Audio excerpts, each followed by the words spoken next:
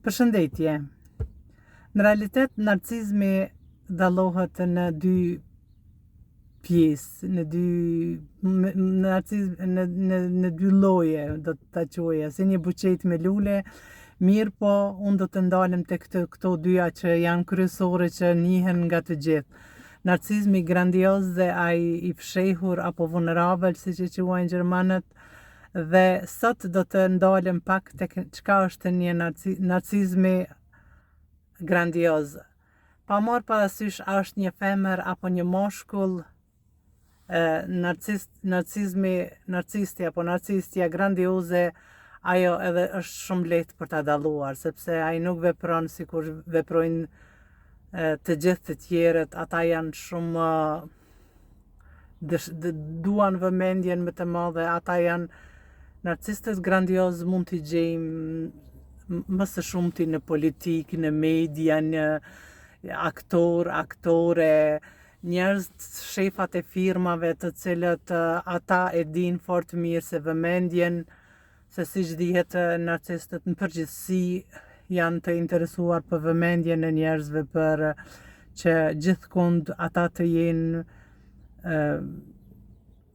numri 1, mirë po duke qenë si narcist grandioz apo të hapur, ata bëjnë gjithçka. Ata janë, ndoshta shpesh edhe thuhet dikun se për botën në përgjithësi narcistët grandioz janë ata të cilët edhe rrezikojnë më së shumti dhe zbulimet e mëdha thotë në botë që janë bërë, thuhet se janë bërë edhe nga narcistët grandioz, për shkak se ata do të bëjnë gjithçka, rrezikojnë, thjesht nuk mendojnë se ka një limit dikund dhe nuk ndjejnë, siç dihet, sepse unë po flas për narcistët grandioz, mirë po kjo nuk do të thotë se edhe narcistët e fshehur nuk janë pothuajse të njëjtë. Mirë po ata janë fshehen pak për shkak se nuk janë edhe aq të guximshëm siç janë narcistët grandioz. Një narcist grandioz, për shembull, një shef firme, ai duke mos ndier, mos pasur empati, se siç dihet narcistët nuk kanë empati, ose nëse e kanë një empati, ata e kanë një, siç e quajnë, empati e ftohur, e cila është e mësuar për t'i manipuluar njerëzit dhe bëhen sikur i ndjejnë të tjerët, sikur janë e ndjejnë problemin tënd, mirë po qëllim pas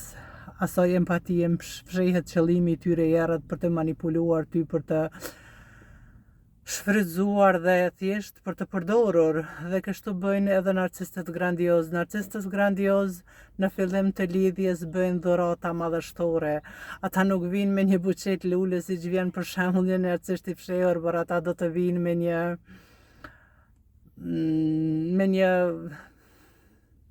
me biletat e një udhëtimi të shtrenjët, me gjëra të shtrejta, me dhurata të shtrejta, dhe ata mund t'i dallosh kudo, sepse ndoshta edhe është dëshira e tyre për të dukur, dëshira e tyre për ta dominuar masën, i bën ata edhe që të sakrifikojnë edhe më shumë, bëjnë gjithçka, shkelin edhe mbi kufoma që ata të jenë numri 1. Ju e keni parë edhe vetë se në politikë, për shembull, disa liderë, se siç thuhet, nuk po e them unë, nuk po e shpifi unë, që liderët pothuajse të gjithë diktatorët kanë qenë narcist me pjesë psikopatie në karakterin e tyre. Ata kanë udhëhequr, për shembull, shtetet, i kanë udhëhequr luftrat dhe kanë shkatëruar pothuajse edhe njerëzimin. Ne edhe sot mund t'i shohim, edhe pse tash ne jetojmë në kohët moderne, ju e keni dëgjuar, ata duken se janë narcistët grandioz, për shembull, duken se janë njerëz me klasë, njerëz të kulturuar dhe kanë një shkollim të lartë, mirë po në qoftë se ata dikund diçka nuk ju konvenon, ose diçka kur ata e shohin se tjetri ka një mendim ndryshe dhe nuk mund tjetrin ta shkelin, nuk mund t'ja imponojnë mendimin e tij, ju i keni vrejtë edhe në media. Në fillim del dhe thot se unë jam shpëtimtari, thot unë jam ai i cili thot ju duhet të më besoni verbërisht, se unë thot ja dua të mirën juve, unë do të bëj për juve, dhe në realitet mas 4 viteve jo shini sa s'ka bërë asgjë dhe nuk do të bëj edhe 40 vite po të jetë në atë pozitë, ai nuk do të bëj asgjë, ai do të bëj vetëm për vete dhe për ata fly monkey ose ata të cilët i manipulon i ka afër vetës dhe kanë profite edhe ata për vete, se për ndryshe për atë pjesën që i ka votuar asnjëherë nuk do të punoj. Nëse në rastësisht dikund e gjeni jashtë kamerave ose dikun ku nuk është në televizion për shembull, ata do të thonë për shembull për pjesën tjetër të popullit, për atë pjesën e cila nuk janë fly monkey, do të thonë se ata janë hajvana, ata janë kësi, ata janë asi, fjalori i tyre është banal, aty është një primitivizëm, ata në realitet janë shumë primitiv brenda vetës, mirë po ata dalin dhe thonë se ne ua duam të mire ne, dhe kështu duket edhe një narcist grandioz për shembull, sepse ata tipike për ta është për shembull edhe